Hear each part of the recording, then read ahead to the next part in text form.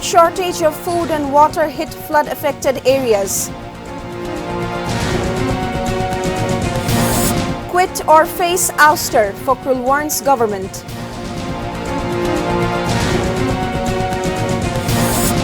BNP wants to stop polls through arson attack, says Home Minister.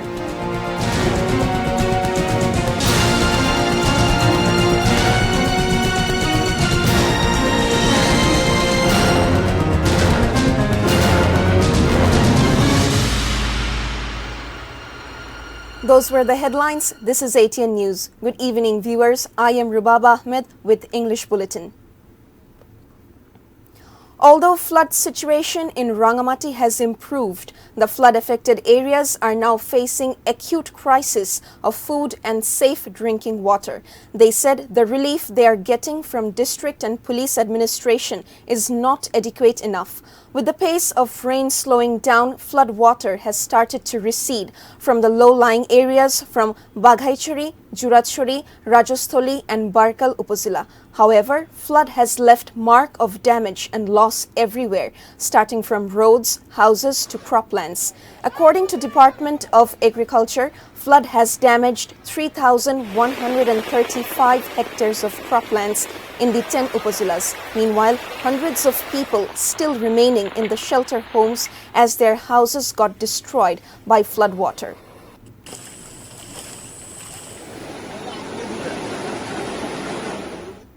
BNP Secretary General Mirza Fakhrul Islam Alamgir has warned once again they will not let an election take place under this government. He said government will be ousted through peaceful movement on the streets if they do not quit. He was addressing a gathering prior to mass procession of BNP brought out in the capital after 12 days to realize one-point demand, the ouster of the government. He said the ruling party is trying to play an electoral game by giving registration name-plated based parties. However, BNP will not let any election take place in the country like that of 2014 and 2018, he warned. The BNP Secretary General inaugurated the mass procession of Dhaka North Chapter BNP that started in Shuvastu Nazar Valley Tower in capital's Shahjatpur and ended in front of Abul Hotel in Malibag.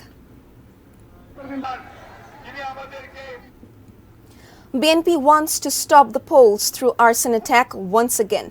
Home Minister Asaduzzaman Khan Kamal made the remark at a discussion marking National Mourning Day at the office of Dhaka District Awami League on Friday afternoon. The minister said the BNP leaders and activists are now engaged in arson, getting directives from London. They want to stop the polls through creating anarchy. They will not succeed in their plan. The law enforcement is working to stop anarchy of the arson terrorist, he commented. Buying an egg has become a difficult task for many middle-income people nowadays, as one egg is sold at a price of Taka 14.4 eggs cost Taka 55. One needs to spend Taka 165 to buy 1 dozen of egg. Last year, the price of same quantity of eggs was Taka 145. Officials from the Directorate of Consumer Rights Protection conducted a drive in capital's Karwan Bazar on Friday to check price hike of eggs. They realized fines from one egg hub as employees of the hub failed to show any money receipt. However, they could not continue the drive as other hubs got closed during the drive. Although the retail buyers of eggs do not know the exact cause of such price hike, they are trying to find out the cause of their miseries. Although government fixes the price of commodity, the traders do not follow it. Commerce Minister Tipu Munshi made the remark while attending a debate program organized by Debate for Democracy as the chief guest at the studio of ATN Bangla on Friday. He assured that the government is trying its level best to keep the commodity price out of the clutches of syndicate. The chairman of Debate for Democracy, Hassan Ahmed Kiron, said the string pullers responsible for such situation will have to be brought to book. He placed 10-point proposal for the government, including election pledge of keeping the commodity price under the control, strengthening consumer rights protection and taking stern action against the hoarders.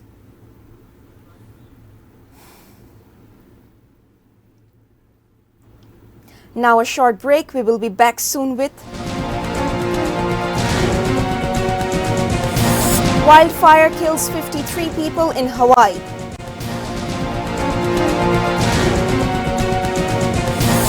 Saqib to lead Bangladesh in Asia Cup and World Cup.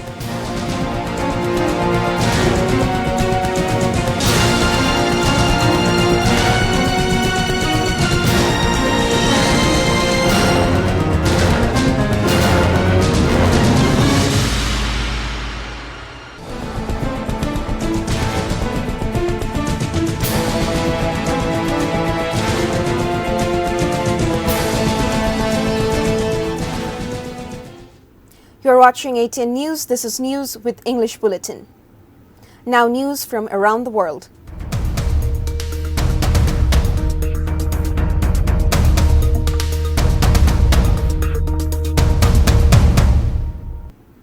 The death toll from an apocalypse wildfire hits to 53 on the Maui island of the U.S. state of Hawaii.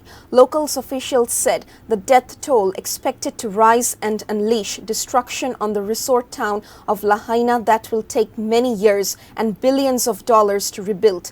Many traditional structures, including houses, were burnt in the fire. At least 11,000 tourists, along with locals, have been evacuated to a safe place to avoid accidents. Many important roads have been closed to avoid loss of life.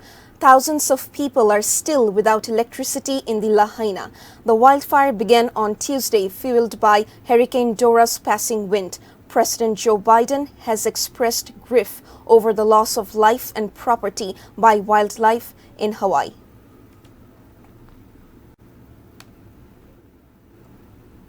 Pakistan's Supreme Court, in an unanimous verdict on August 11, struck down a law modifying the review process of its judgment, dampening the hopes of former Premier Nawaz Sharif, who was seeking to challenge his lifetime disqualification from holding any public office.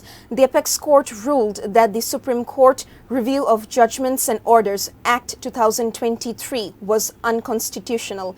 The law is aimed at facilitating and strengthening the Supreme Court in exercising its power to review its judgments and orders. Pakistan's government in May enacted the law to provide the right of appeal against conviction by the Supreme Court under its original jurisdiction. Nawaz Sharif, the elder brother of outgoing Prime Minister Shahbaz Sharif, was disqualified in 2017 by a 5-member bench of the apex court, but he couldn't file an appeal as there was no law to challenge the judgment of the top judiciary.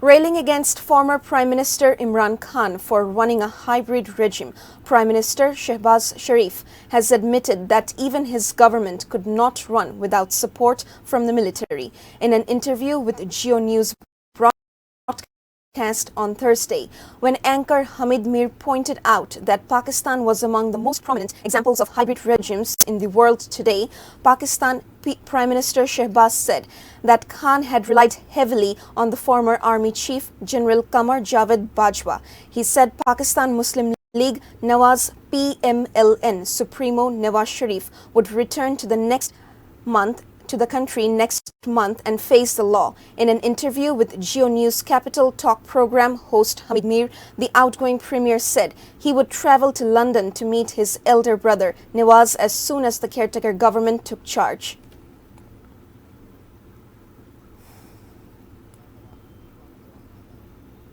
Reconciliation with Moscow can lead only by withdrawal of Russian troops and return of land, said Ukrainian Foreign Minister Dmitry Kuleba. Ukrainian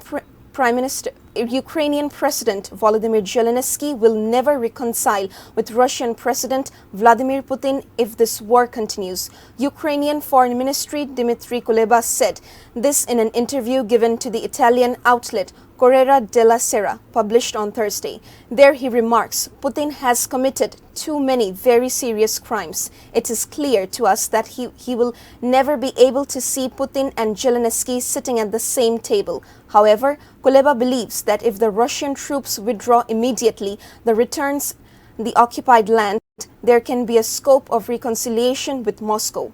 Meanwhile, Serbian President Alexander Vučić said Ukraine will never be able to defeat Russia. Interview with Kuleba by the Italian Corriere della Sera, reported by European Truth. Russia launched its first mission to the moon's surface in nearly half a century in a bid to be the first country to land on the lunar South Pole after separating from Soviet Union. They launched at Soyuz 2 frigate rocket with the moon lander Luna 25 at 2:10 a.m. Moscow time Friday. The uncrewed spacecraft lifted off from the Vostochny Cosmodrome in Amur Oblast in the Russian Far East. In the mission, scientists might have the task of studying lunar water. The main task of Russian space agency Roscosmos is simply to land on the moon and to recover lost Soviet expertise and learn how to perform this task in a new era. For the first time in history, the lunar landing will take place on the moon's South Pole area. The four-legged lander will reach lunar orbit in 5 days. The lander is expected to reach the moon's surface on August 23rd, around the same time as India's Chandrayaan-3, which was launched on July 14.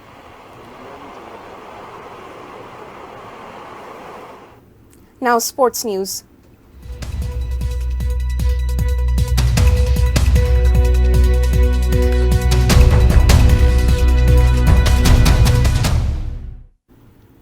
Sakib Al Hasan is the new ODI captain of Bangladesh for both Asia Cup and World Cup. Finally, overshadowing all confusion and drama, the name of Bangladesh's new ODI captain has been announced. BCB President Najmul Hasan Papon confirmed the captain's name after Juma prayers on Friday. After Test and T20, Sakib has now got the captaincy of ODI squad as well. Earlier, world's best all-rounder led Bangladesh in the ODI World Cup at home. In 2011, under Sakib's leadership, Bangladesh has won 23 among 50 ODIs so far. The BCB president said that the preliminary squad for the Asia Cup will be announced tomorrow.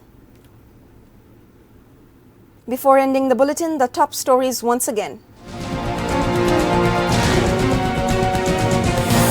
Acute shortage of food and water hits flood-affected areas.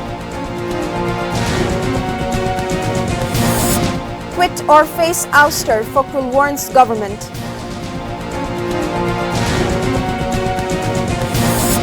BNP wants to stop polls through arson attack, says Home Minister.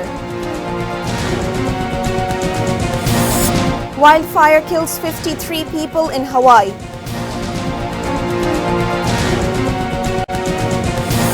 Sakib to lead Bangladesh in Asia Cup and World Cup.